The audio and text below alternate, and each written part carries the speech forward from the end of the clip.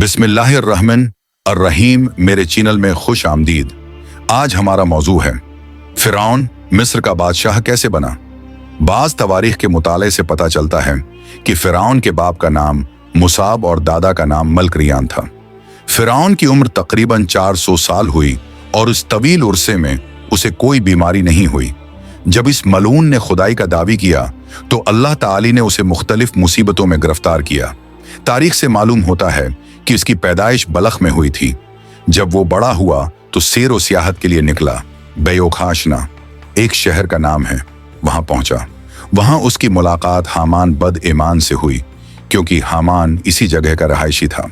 जब आपस में राब्ता कायम हुआ तो हामान ने फिरौन से कहा, मैं भी तुम्हारे साथ सैर को चलूंगा और दुनिया के हालात का मुशाहदा करूंगा। चुनांचा दोनों बदबख्त मिस्र शहर में आ गए। फिर फिरौन ने शाही मिस्र के पास जाकर एक दरख्वास्त पेश की, मैं एक बदौतन और गरीब इंसान हूं, खाने पीने से भी आजिज हूं। फकीर को इस शहर मिस्र में कोई काम दे दिया जाए। इस बदबख्त का नसीब बीदार था। शाही मिस्र ने कहा, तो कौन सा काम करना चाहता है? फिरौन बोला, मैं उसी शहर का दारोगा मकबरा कब्रिस्तान चाहता हूं और मेरी इजाजत के बगैर कोई मुर्दा वहां दफन न किया जाए। ये सुनकर बादशाह मिस्र ने उसे कब्रिस्तान की दारोगागिरी दे दी। तब वो जाकर कब्रिस्तान के दरवाजे पर बैठ गया। कादी इलाही से ऐसा हुआ कि उसी साल मिस्र में वबा फैल गई और बहुत से लोग मरने लगे। जब फिरौन ने यह देखा तो उसने हर एक लाश के वारिसों से एक दरहम सोने का लेना शुरू कर दिया। इस तरह थोड़े ही दिनों में उसके पास बहुत सा पैसा जमा हो गया। फिर उसने ये रुपया मारबान बादशाह को देकर तमाम शहर की दारोगागी हासिल कर ली और इत्तेफाकन काजी अलही से वजीर मिस्र भी वफात पा गया। उसके बाद बादशाह मिस्र ने फिरौन ही को वजीर मुकर्रर कर दिया। इस वक्त फिरौन ने हामान से कहा, मैं चाहता हूं कि मैं खुदाई का दावी करूं ताकि सारी मखलूक मुझे अपना माबूद जाने और मेरी पूजा करे। यह सुनकर हामान ने उससे कहा, अगर तू खुदाई का दावी करना चाहता है तो ये काम आहिस्ता आहिस्ता कर, सबसे पहले मखलूक को अपने अख्तियार में ले। फिरौन ने कहा, ऐसा करने की क्या तदबीर है? तमाम लोग तो इस वक्त यूसुफ बिन याकूब के दीन पर मजबूती से कायम हैं। मैं किस तरह उन्हें अपना ताबा बना सकता हूं? हामान ने फिर यह तदबीर अख्तियार की कि बादशाह मिस्र से दरख्वास्त करो कि मैं चाहता हूं कि 1 साल तक मिस्र की राया के लिए खजाने से मुफ्त फरमाइशें पूरी की जाएं और मैं अपनी तरफ से सरकारी खजाने में उस 1 साल का तमाम खर्च जमा करा दूंगा।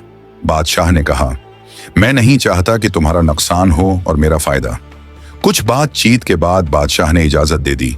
क्योंकि वो नादान और कम फहम था, उसने फिरौन की खातिर इस साल का जजिया मुआफ कर दिया और कहा, अपने दिल की मुराद पूरी करो।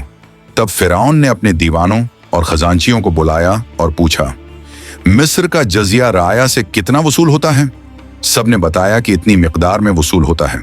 तो फिरौन ने उसी कदर रुपया अपनी तरफ से हामान के हाथ बादशाह के हवाले कर दिया। उसके बाद शहर में मुनादी करा दी गई कि उस साल राया से जजिया मुआफ किया गया है और हमने अपनी तरफ से यह जजिया सरकारी खजाने में जमा करा दिया है और मजीद 2 साल की मुआफी के लिए भी हमने सरकारी आली में अर्जी दी है, जो कि मंजूर हो गई है। फिर सब लोग फिरौन से खुश हो गए और उसकी तरक्की के लिए दुआएं करने लगे। 3 साल का जजिया मुआफ होने से मिस्र की राया को बड़ी राहत मिली और चंद ही रोज बाद बादशाह मिस्र का इंतकाल हो गया। उसका कोई वारिस न था जो उसके तख्त शाही पर बैठता। चुनांचा लोगों ने सोचा कि तख्त पर किसको बैठाया जाए, क्योंकि मिस्र के लोगों ने फिरौन की नेकी देखी थी और सब उससे खुश भी थे। ये खैर खवाही देखकर उन्होंने फिरौन मलून को तख्त पर बैठा दिया। जब फिरौन मिस्र का बादशाह बना तो उसने हामान बद ईमान को अपना वजीर बनाया और यूं मल्क मिस्र फिरौन के हाथ में आ गया।